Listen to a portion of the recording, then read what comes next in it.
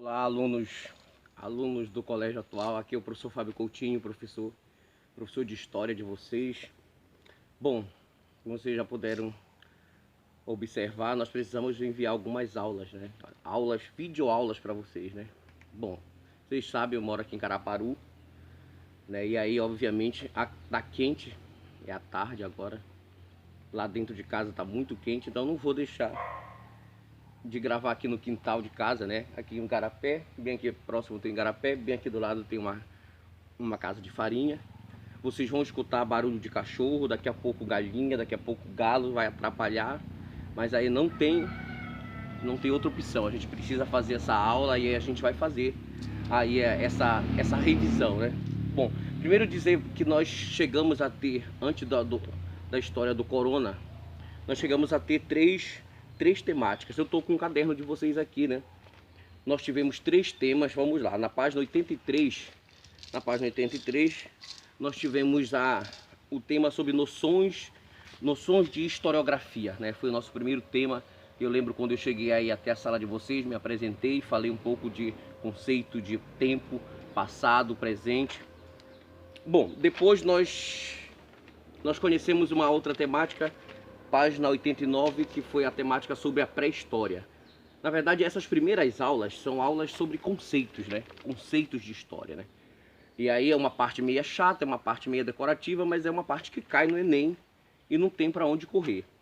E aí, depois de termos conhecido esses conceitos, nós já íamos entrar nas primeiras civilizações, né? Aí nós íamos aplicar esses primeiros conceitos já de forma bem prática, né, no estudo de uma sociedade, né? E aí a nossa primeira sociedade era o Egito, né? Uma sociedade africana, por sinal. E aí foi quando o coronavírus nos separou, né? E aí nós vamos fazer basicamente três vídeos, né? 3 rápidas revisões e depois eu encaminho uma atividade para vocês, né? Através da coordenação do colégio. É formiga, isso é formiga. E aí o que acontece? Nosso primeiro vídeo é para tratar de noções de historiografia. Bom, vocês obviamente sabem que um dos cadernos da prova do Enem é o caderno de Ciências Humanas. Sendo ciências humanas, obviamente, todas as disciplinas desse caderno estudam o homem. Estudam o homem sobre ângulos, sobre aspectos diferentes, né? A geografia, por exemplo, que é a nossa co-irmã, é a ciência humana que estuda o homem a partir do espaço. A geografia entende que o espaço é o elemento, é o instrumento que ajuda a compreender o homem. A filosofia a partir do pensamento, né? A filosofia é a ciência humana que entende, que busca compreender o homem a partir do pensamento. A sociologia a partir da sociedade, do conjunto das relações. E nós, da história, a melhor de todas, a mais bonita de todas, que é a história, nós procuramos entender o homem, compreender o homem a partir do tempo. O tempo, portanto, é o nosso objeto de estudo. E aí, a história, né, basicamente, e tem uma seguinte situação, viu, consagrados? Qual é a situação? Existe história com H minúsculo e história com H maiúsculo. Como assim, professor? A história com a H minúsculo é a história antiga. Aonde começou? Aonde começou a divergência, mas acredita-se que foi na Grécia, né? Os pais da história são 2 caras. Oh, rapaz, 2 caras, sim. Um cara chamado Heródoto e um cara chamado Tucídides. Heródoto, grego, Tucídides também foram os caras que começaram a escrever sobre, né, os acontecimentos, né, da sua sociedade, sobre o seu determinado tempo, como fruto da ação humana. Portanto, se acredita que é a partir daí que nasce a história.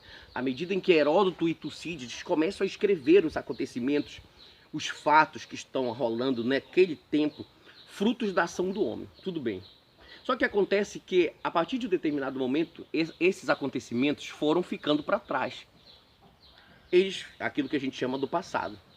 Mas eles precisavam ser usados no presente para a gente poder compreender uma série de acontecimentos do hoje, do atual. Olha aí, tá vendo?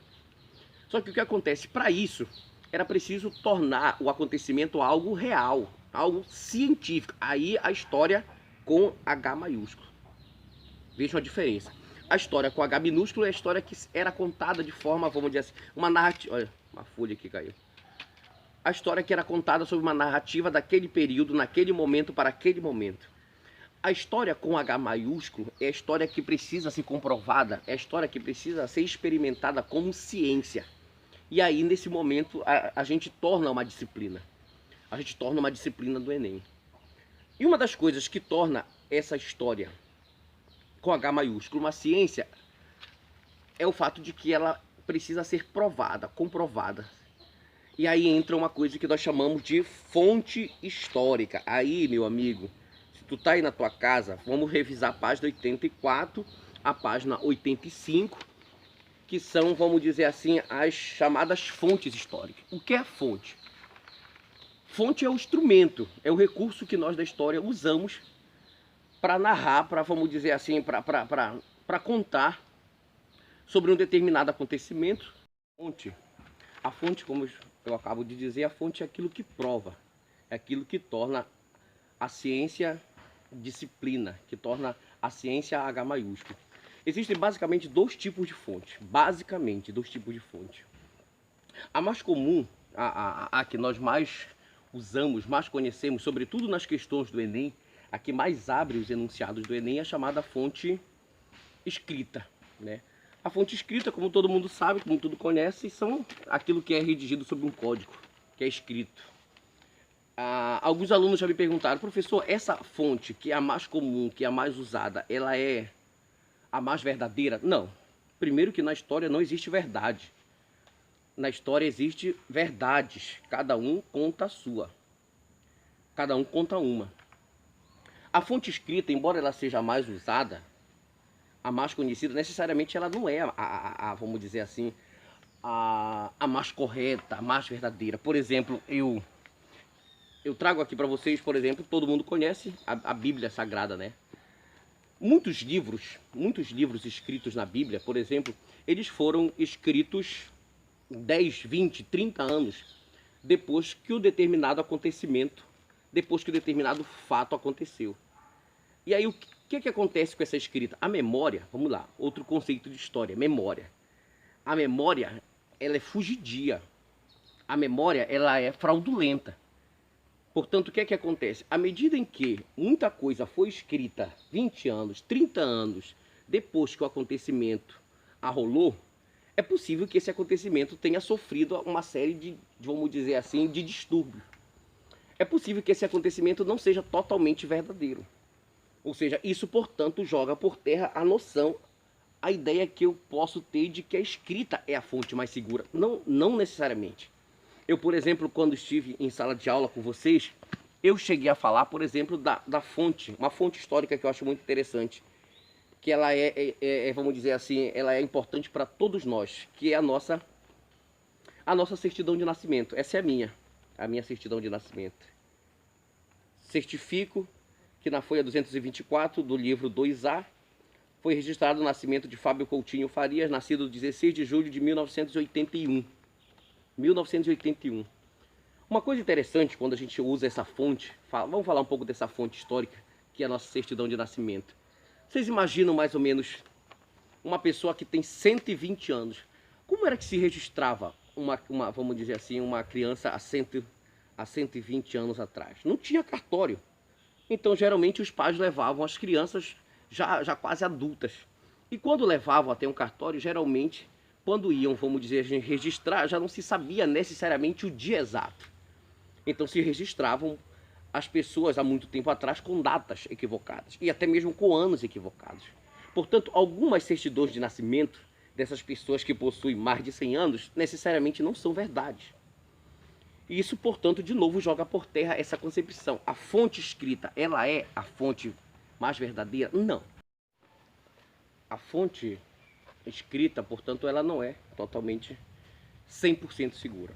Além da escrita, outra fonte muito importante para o estudo da história, para o estudo da historiografia é a fonte oral. E aí, a essa altura, a gente entra mais especificamente no estudo de algumas sociedades. Aliás, o nosso próximo vídeo, rapidamente, um parêntese, o nosso próximo vídeo será sobre história e pré-história. A história, de forma equivocada, cometeu um crime no tempo passado, ao dizer que só havia história se houvesse escrita. Isso foi um conceito bastante equivocado. Quer dizer que as sociedades que não tinham escrita, não tinham história? Sim, tinham. E aí nós entramos na discussão da outra fonte, que é a fonte oral. Muitas sociedades indígenas, aliás, a maioria das sociedades indígenas não possuíam escrita. Não possuíam escrita significa dizer que elas não tinham, não faziam história. Faziam. E uma das fontes que essas sociedades, vamos dizer assim, possuíam para contar história era justamente a fonte oral. Diferente da nossa sociedade ocidental, que geralmente despreza os mais velhos, as sociedades indígenas, sobretudo as sociedades tribais, elas adoravam conversar, dialogar com os mais velhos. E aí, portanto, a história dessas sociedades geralmente eram passadas de geração a geração através da oralidade. O que é oralidade? A conversa, o diálogo, a entrevista. Uma das práticas das sociedades indígenas era justamente a roda de conversa. As crianças, os jovens, os mais adultos, geralmente no final do dia, no final de um período, sentavam ao redor daquele que tinha mais memória. Memória é outro conceito. Que tinham mais, vamos dizer assim, informações e passavam a dialogar. Geralmente é o cacique. Quando não é o cacique, é o pajé. Essas duas figuras, poder terem a maior quantidade de informação, são elas que geralmente narram a história dessas sociedades indígenas. E aí as sociedades indígenas passaram então a compor o debate da historiografia, discordando da ideia de que só havia história a partir da escrita. Não, na verdade, se pode ter história através de diferentes fontes históricas. A fonte escrita, ela é uma, a fonte oral, ela é outra forma de contar história. Só escrita e só a fonte oral serve? Não, existem também outras formas de fonte.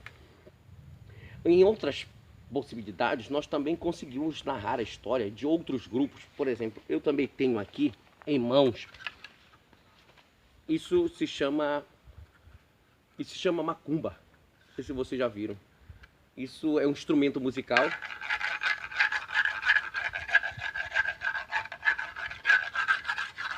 Isso é um instrumento musical africano, de uma árvore na África chamada de macumba. Então esse instrumento também ganhou o nome de macumba.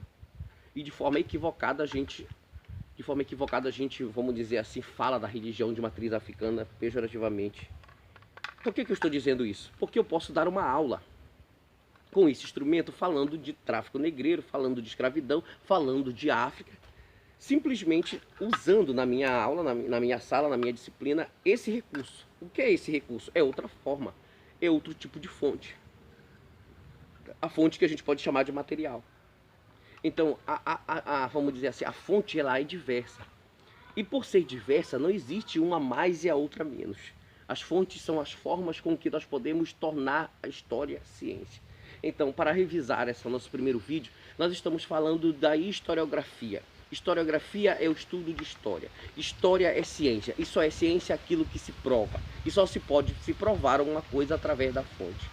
Ok, alunos? Eu vou encaminhar uma atividade para vocês. Espero que tenham revisado e entendido um pouco desse nosso primeiro conceito de história. Boa tarde.